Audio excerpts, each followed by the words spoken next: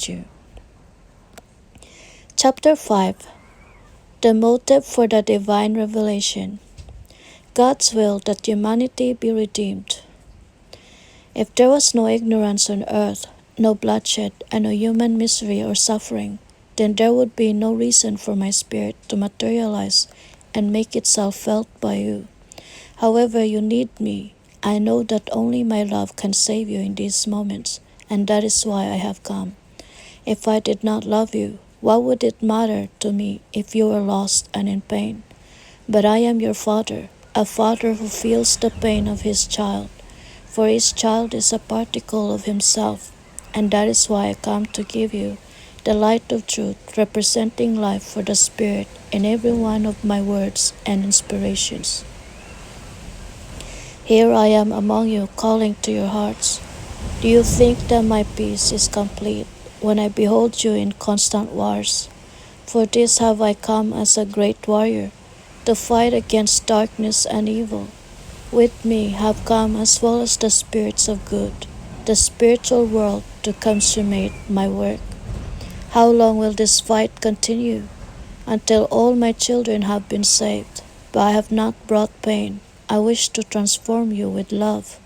My word will make men uncomfortable again, as it did in times past. But I shall tell you the truth, without accusing before others. I have called the hypocrite, the adulterer, and the wicked.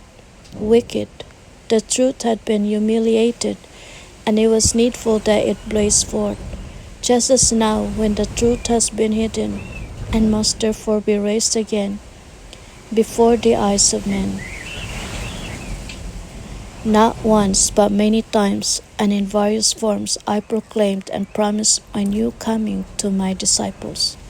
I prophesied the signs that would proclaim my coming, signs from nature, happenings among humanity, world wars, and sin at its greatest height, so that the world would not be confused awaiting me again as a man. I made you know that Christ would come in a cloud, that is to say, in the Spirit. That promise is fulfilled. Here is the Master in spirit, speaking to the world.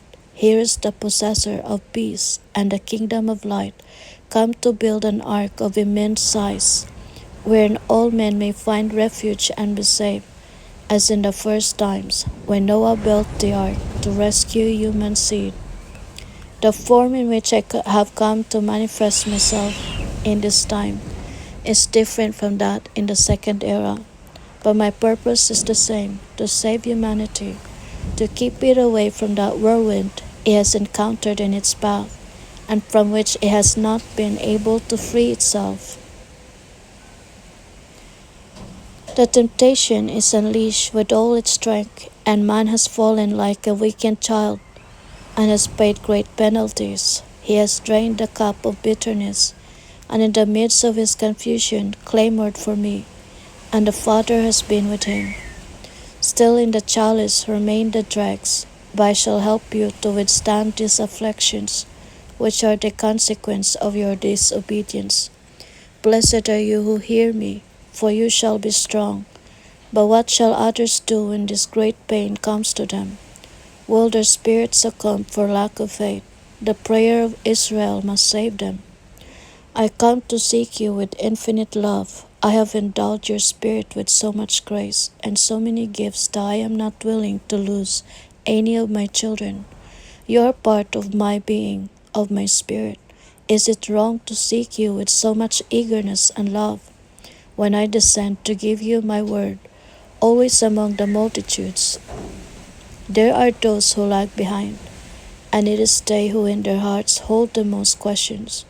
Yet I satisfy them, responding always to their questions. Today, those who lag ask the purpose of my new coming, to which I answer that the purpose is to enable men to return themselves to their original purity. The elimination of errors and superficial cults. The third era has fully arrived to humanity. Almost 2,000 years have passed since I came to give to you my word.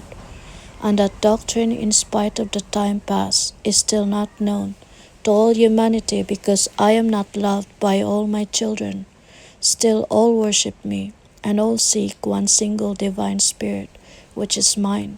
Yet I do not see unity among men. I do not see among them the same faith, the same elevation, or the same knowledge. And it is for this reason that I come as the Holy Spirit, to unify you in me, to perfect you with my doctrine of truth, with my immutable word, and with my law of justice and of love. The bewilderment of the mind, the lack of faith, the ignorance of truth are darknesses of the spirit, and it is therefore that humanity today finds itself lost. How those men who walk without knowing or caring where they go have multiplied.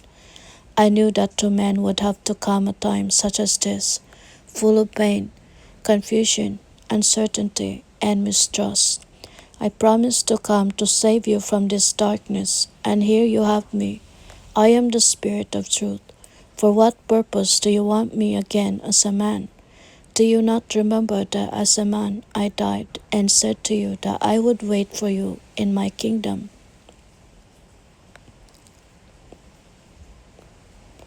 With this I made you to understand that the Spirit is eternal and immortal. My word in this time comes to remind you of the past, to reveal the mysteries, and to proclaim that which is to come. It shall straighten what men have twisted and spoiled. For I, jealous of the truth, come with the sword of my zeal and my justice to throw down all that is false, to destroy hypocrisy and a lie, to expel again the money changers from the temple of truth. Understand that you do not have to seek in the books, the counsels, or the commandments of men, the truth to reach your salvation. All of you are to be saved. I do not find one yet on firm ground. You are shipwrecked in the middle of a stormy night, in which each one fights for himself without remembering his brother, because his own life is in danger.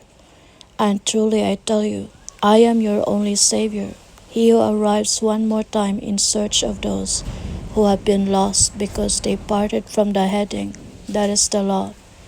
I come to illuminate your course so that you may make land, that blessed land that awaits you, because in its breast infinite treasures for the Spirit are guarded. If in that time false interpretations of the divine mandates were made, in this time too my doctrine has been falsified, and it was necessary that the Master come again to help you to leave your errors, since on your own very few are they who manage to free themselves of confusions. Certainly from that time I have promised that I would return, but also I said to you that I did so because I knew that a day would arrive when humanity, believing itself to live within the path of my teachings, would walk far from them, and this is the time that I proclaimed for my coming. In the second era, Christ, the same who is speaking to you in this instant, was made man and lived on the earth, but now you have him in the Spirit, fulfilling a promise made by him to humanity, that of coming in a new time to bring you the supreme comfort and the light of truth, clarifying and explaining all that had been revealed to mankind. Humanity is disoriented, but I have come to lead them to the light of the Holy Spirit, and so that they recognize my word for its essence. Over time, those scriptures left by my disciples have been altered by men, and for that reason are there divisions between the religions. But I have come to clarify all my teachings, to unify humanity in one single light and one single will. Today a new era is opening for the world, in which mankind will seek greater freedom for his thoughts, and in which he will struggle to break the chains of slavery that his spirit has been dragging behind him.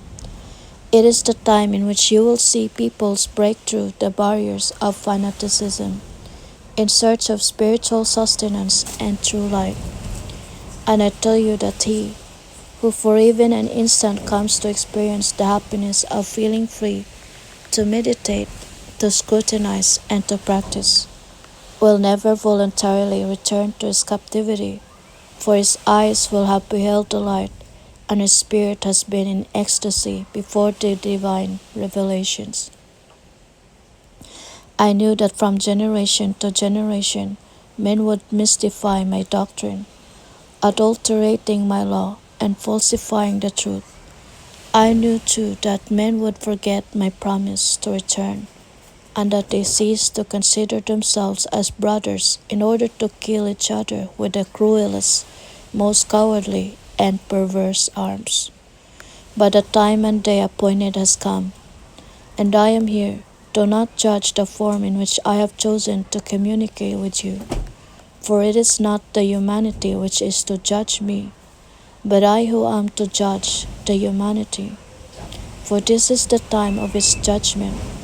I come to establish a kingdom in the heart of humanity, not a material kingdom as many expect, but a spiritual one whose strength comes from love and justice, and not from the powers of the world. I see there are those who are surprised to hear me speak this way, and I ask them, why must you always imagine me robed in silk, gold, and precious jewels? Why have you in all times wanted my kingdom to be of this world, when I had revealed the opposite to you?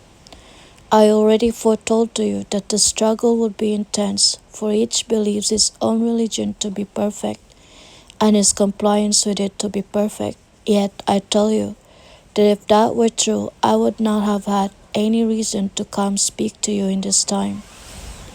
I am inspiring in you a doctrine that is fundamentally spiritual, for I see that paganism rules in your forms of worship, and that the bad seed of fanaticism has poisoned you with ignorance and hatred.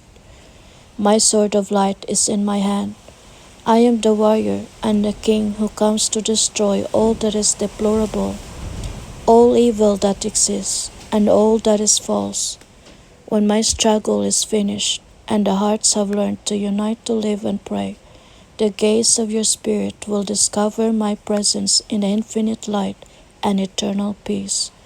This is my reign, I will tell you, and I am your king. That is why I exist, and why I created you to rule. Clarification about the true life. All men know that I am the Father of all creation, and that the destiny of all beings is in me. Yet I have not received from them their attention, nor their respect. They also believe that they too are lords, and believe they have power over the destinies of their fellow men. Why bow before me? In this way has man tried my patience and defied my justice. I have given him time to find the truth, but he has wanted nothing from me. I came as father and was not loved, then came as master and was not understood. But as it is necessary to save humanity, I come now as judge. I know that man will rebel against my justice, for neither will he understand me as judge. And he will say that God has avenged himself. I would wish that all comprehend that God cannot have feelings of revenge, because his love is perfect, nor can he send pain. It is you who attract it through your sin. My divine justice is above your pain, and even above your death. Pain, obstacles, failures, these are the tasks that man goes on creating. And as you shall sow, so shall you reap.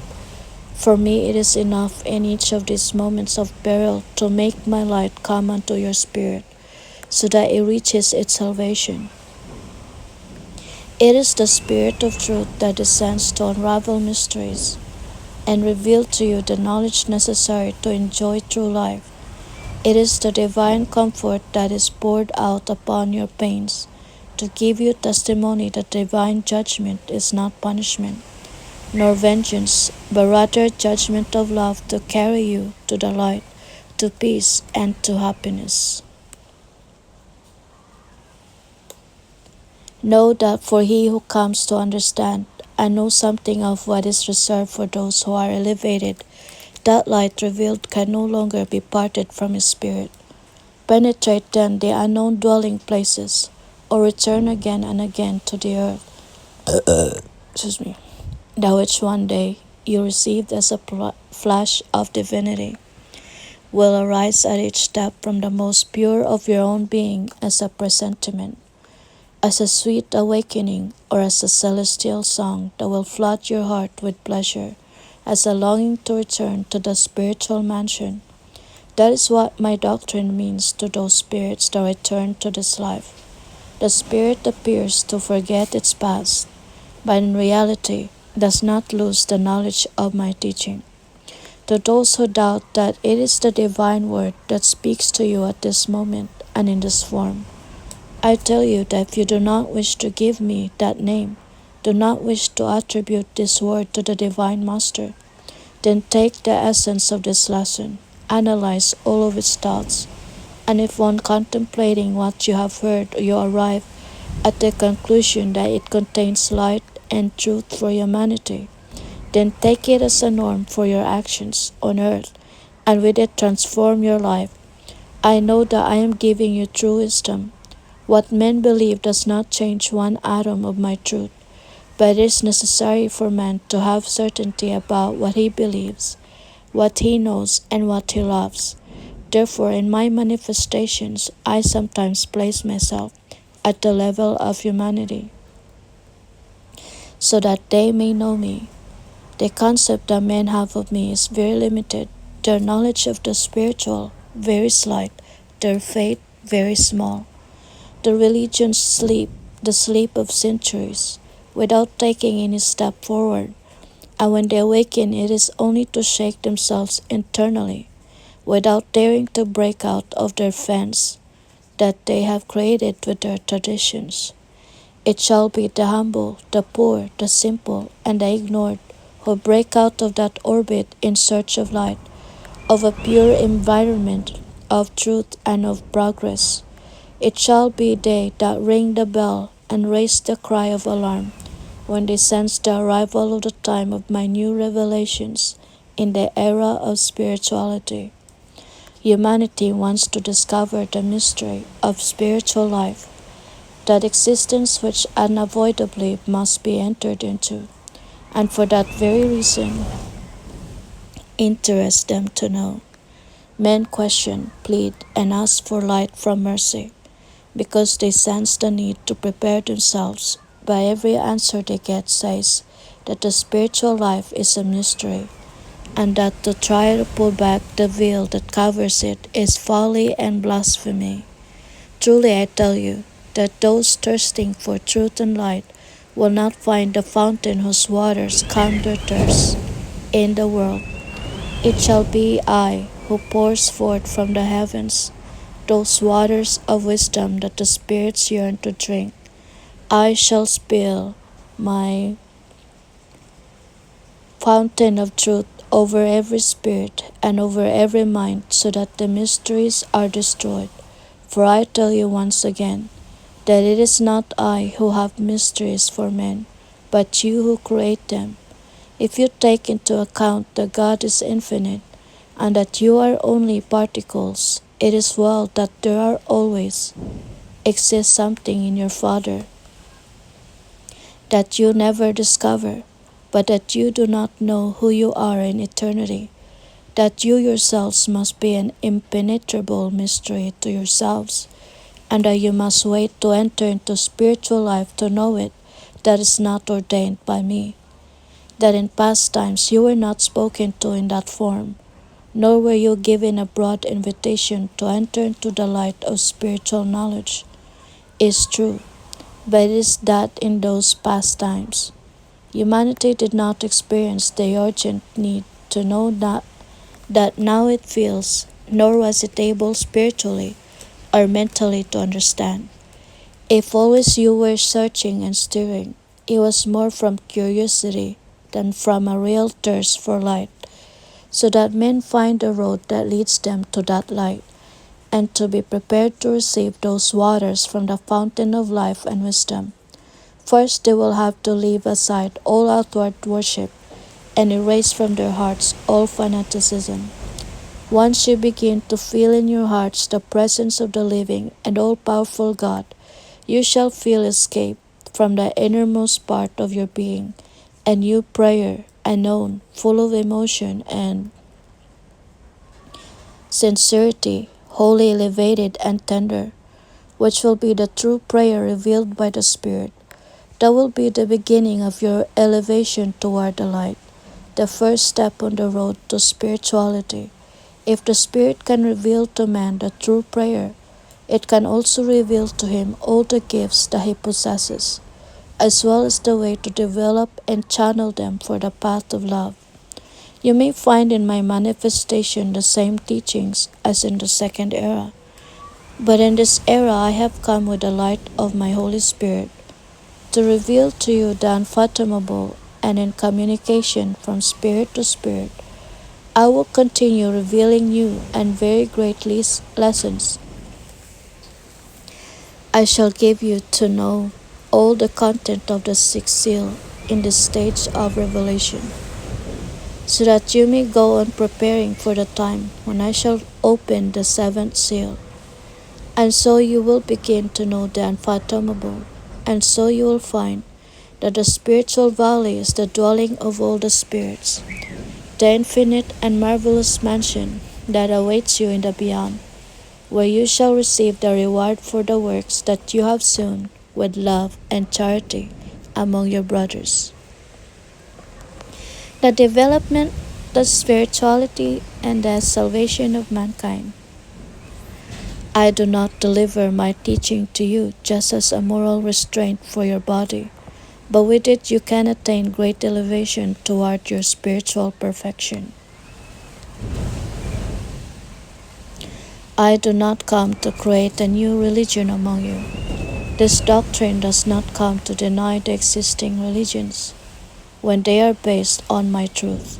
This is a message of divine love for all, a call for all institutions. He who understands the divine purpose and complies with my precepts will feel guided toward the progress and elevation of the Spirit. While man does not understand the spirituality which he must have in his life, peace will be very far from being a reality in the world. On the other hand, he who complies with my law of love will not fear death, nor the judgment that awaits his spirit. You should know that it will not be until death reaches you that your Father will judge you, but that the judgment begins as soon as you become aware of your deeds and feel the call of your conscience. My judgment is always upon you. At each step, be it in the human existence or in your spiritual life, you are subject to my judgment. But here in the world, while in the flesh, the spirit becomes insensitive and deaf to the calls of its conscience. I have not come with these revelations only to bring you the peace of the world and make your suffering lighter with earthly balm. I have come with this manifestation to give you the great lessons that speak of your spiritual evolution. For if I had come merely to give you the goods of the world, truly I say to you, for that it would have sufficed to entrust you to the scientists, whom I would have enlightened by intuition, revealing to them the secrets of nature, so that from there you could take the balms to heal yourselves of your bodily ills. My work comes to show you broader horizons, beyond those of your planet, of that infinite number of worlds that surround you, endless horizons that show you the road to the eternity that belongs to you. My spiritual doctrine bears various ends, or missions. One is to comfort the spirit in its exile, making it understand that God formed it and waits eternally for it in his kingdom of peace.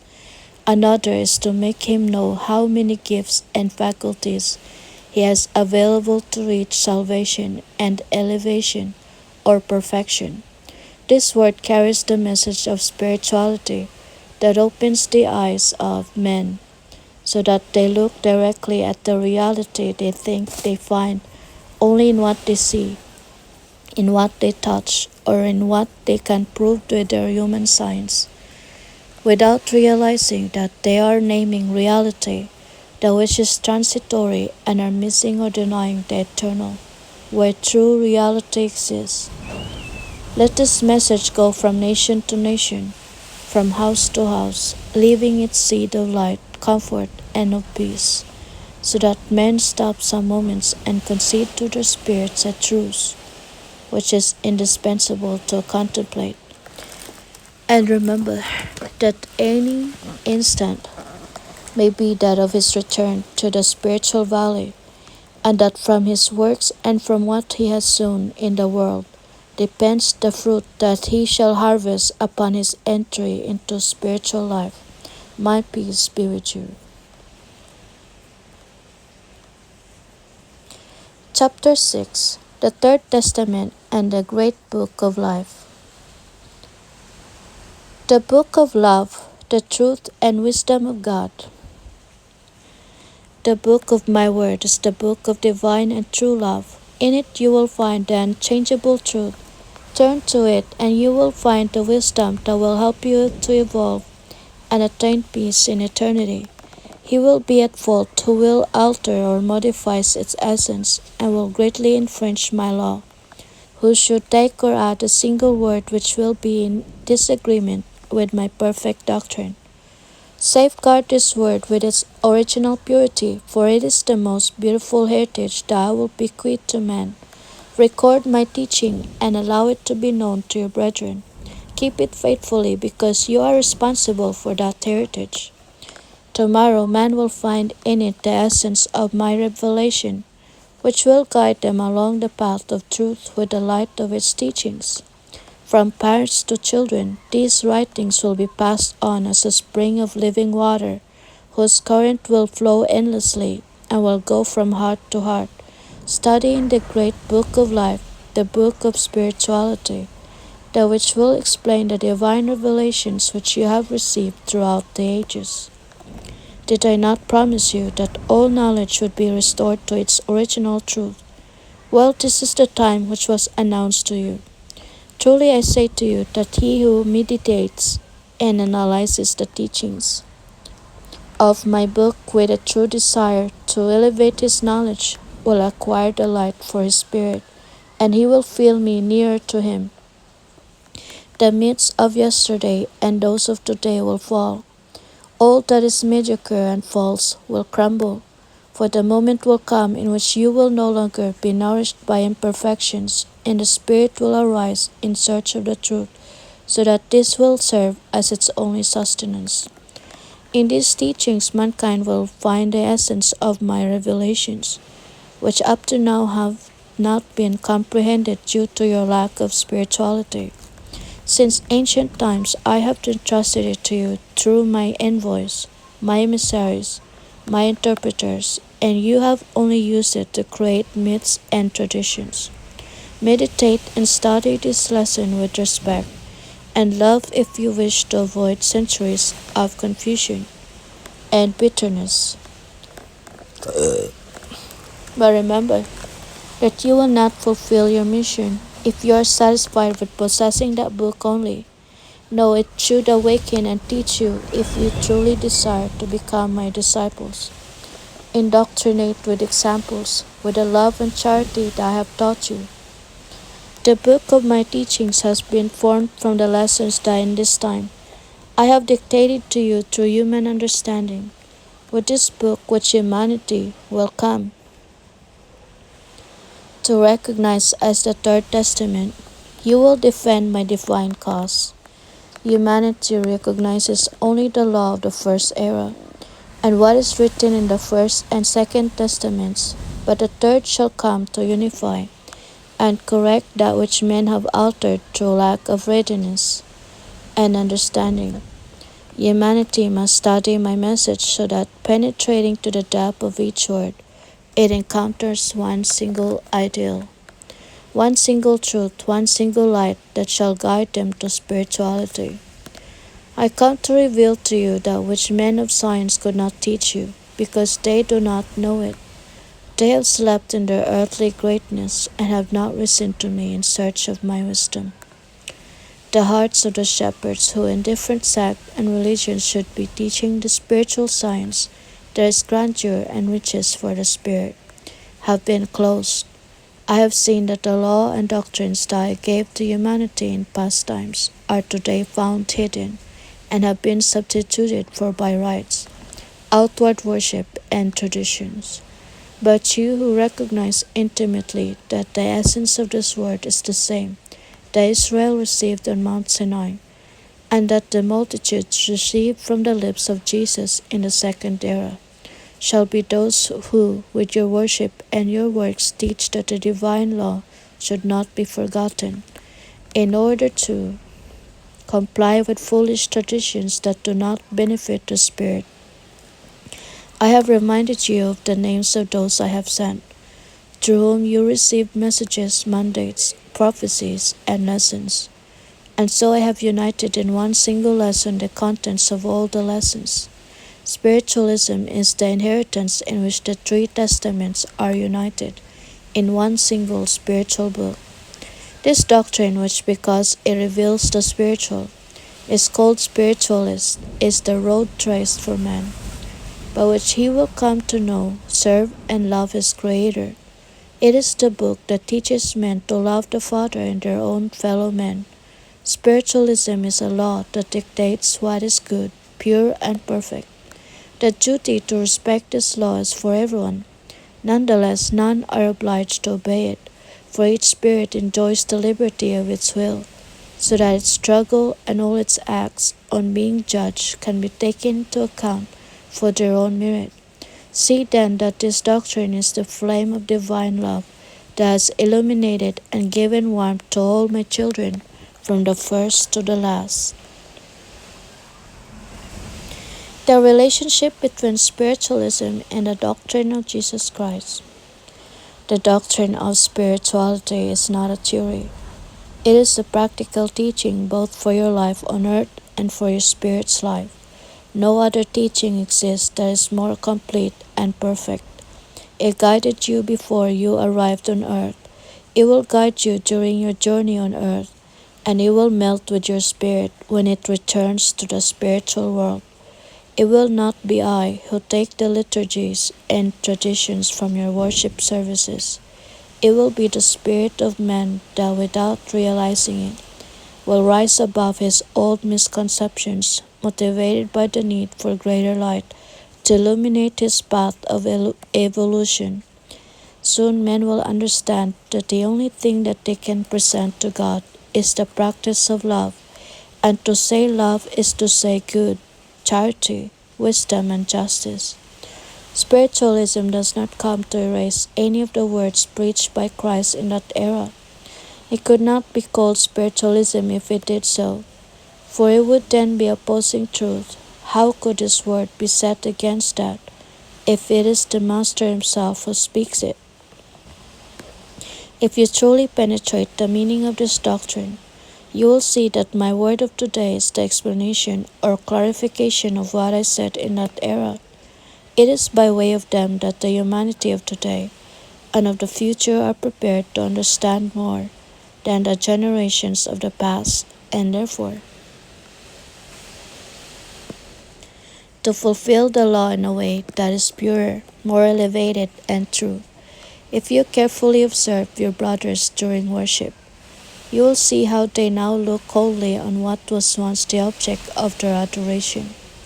It is because the Spirit is awakening itself and seeks what can truly give it sustenance, and that is why I tell you that the external form of worship of this humanity is destined to disappear. In this book, which is simple and humble, but overflowing with divine light, men will find the clarification of all their doubts and the fulfillment of the teachings that only in part were revealed in past times, as well as a clear and a simple form for interpreting that which is hidden in the metaphoric language of the older texts. He who, after receiving this spiritual missive, is persuaded of the truth of its contents and rises up to struggle against its materialism, idolatry, and fanaticism.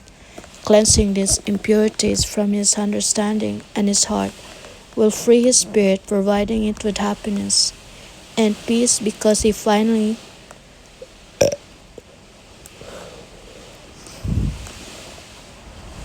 is able to struggle to conquer the eternity that awaits him.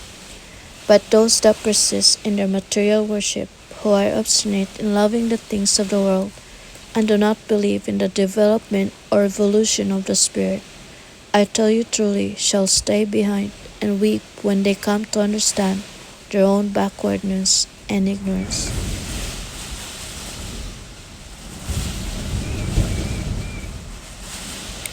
Discussions about the new word. If to you my doctrine seems strange, insofar as you think that knowing me, you have never heard these words, I tell you that your surprise is the result of your negligence in penetrating the depths of what I revealed to you in times past. It is for that reason that this doctrine seems strange or new, when in reality this light has been always present in your life. My doctrine in this, as in the second era, shall move humanity. The hypocrites will have to confront sincerity. Falsity will let its mask fall, and the truth will shine forth. The truth shall prevail over the lie that envelops this world. Man will be able to understand and recognize all that which encompasses reason and truth, but all that which he was obliged to believe without understanding, he will reject, and therefore my doctrine will spread because it gives forth the light that men need. A great part of this work falls to you, that of revealing to your brothers its beginning and its end.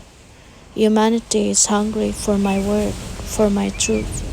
Men yearn and clamor for the light to come to their understanding. They demand justice and await counsel. This is a decisive time. In truth, I tell you that many ideas, theories, and even dogmas that have been held as truths for centuries shall fall to the earth and be abandoned as false. Fanaticism and adultery will be fought against and exterminated by those who were almost involved and faithful to it, who were most involved and faithful to it. The teachings of God will be understood. Their light, their content, and their essence will be comprehended and felt. The men of science, after a time of testing, during which they will suffer very great confusion, when in their spirits the light shines, and they hear the voice of their conscience, will discover that which they had never dreamed. Again I tell you, be vigilant, for in the time of the struggles of creeds and doctrines, of religions and sciences, many men, knowing that you do not carry books, will believe that the knowledge given them by their books will be the weapon by which they can defeat my new disciples. I have told you, disciples, that you shall have to look at the great religions and the small sect directly in the eye. But before neither should you have fear. The truth that I have entrusted to you is transparent. The word that I have taught you is clear and simple on its surface, but infinitely deep in its content, and they are powerful weapons with which you will struggle and win. And yet I tell you, there shall arise a people on the earth full of materialism and disbelief, to deny to you the right to call yourselves Israel, to deny your testimony of having received the new coming of the Messiah. And these people are the Jews. Have you not thought this? These people await in their bosom the arrival of their Messiah, their Savior, from whom they will receive justice.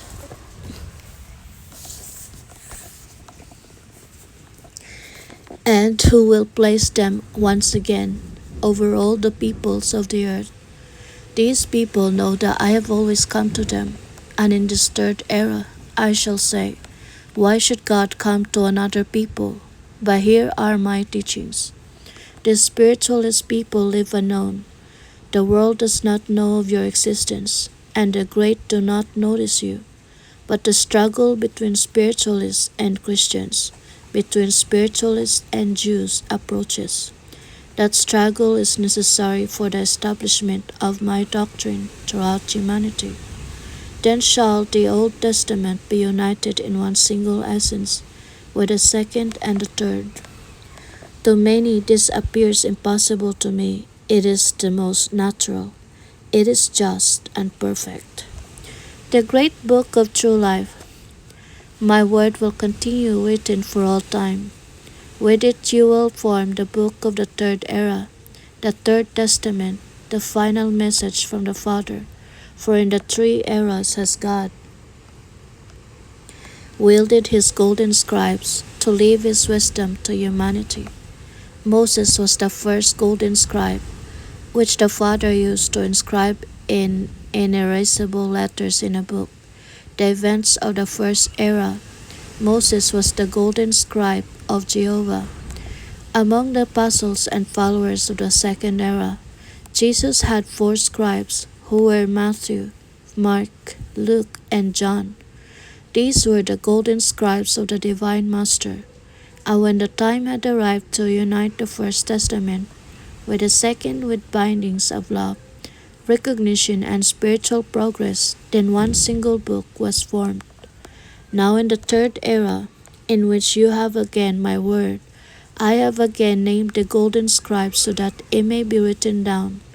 When the time arrives, you will form a single book, and this book, that of the third era, will, when the time is right, be united with the book of the second and first eras, and then with the revelations, prophecies, and words of the three eras. The book of life will be formed for the enjoyment of all the spirits. Then you shall recognize that from the first word to the last, all has been fulfilled in truth and spirit, that the references to those witnesses to the teachings of the Lord, whose task was the recording of the teachings in shorthand or typewritten form.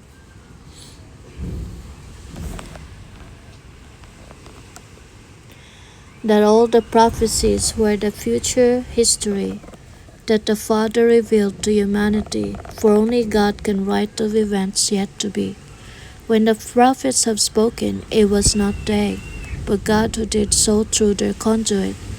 I have prepared my new chosen ones sufficiently, as had been Moses and the four disciples of the second era, so that my word is recorded with complete cleanliness, clarity, and truth, for it is for the generations of tomorrow. And if any would add to or remove anything from this book, I shall see to them.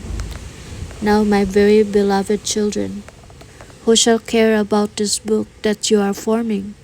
None, in truth, but the moment shall come in which a humanity, full of anxiety and of curiosity, asks you for your book, and then it shall be unveiled, scrutinized, and discussed.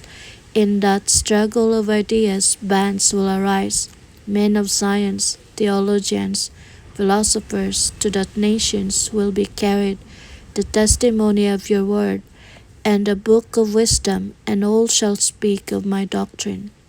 That shall be the beginning of the new battle, the war of words, of thoughts, of ideas, and in the end, when all have recognized in truth and spirit that the great book of life was written by the Lord, they will share brotherhood and love each other, as is my will. Why was the word of Jehovah in the first time not sufficient to unite the world, and why did Jesus not achieve it in the second era? Why in this time has it not been sufficient that since 1866 I have been giving you my word for nations to love one another and live in peace? It is necessary for the three books to form one single book, so that this word illuminates the universe. Then shall humanity be surrounded by this light, and the curse of Babel will be erased. For all men will read the great book of true life. All will practice the same doctrine, and will love one another as children of God in spirit and truth. My peace be with you.